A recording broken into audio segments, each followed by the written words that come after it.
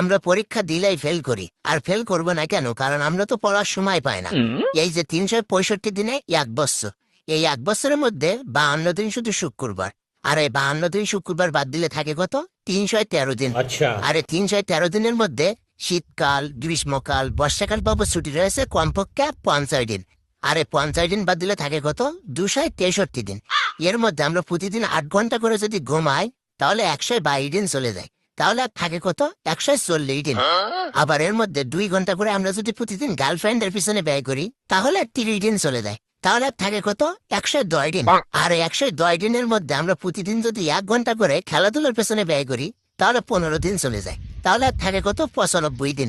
আবার আমরা প্রতিদিন 2 ঘন্টা করে খাওয়া এবং গোসল করার পেছনে ব্যয় করলে 30 দিন চলে যায়। তাহলে আর থাকে কত? 65 দিন। এর মধ্যে আমরা প্রায় পরীক্ষাতে খালি 35 দিন। আর এই 35 দিন বাদ দিলে থাকে কত? মাত্র 30 দিন।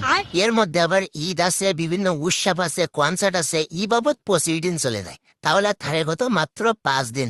আবার এই 5 দিনের মধ্যে আমরা বছরে অসুস্থ থাকি খালি কমপক্ষে 3 দিন। তাহলে এই 3 দিন বাদ দিলে থাকে কত? মাত্র 2 দিন।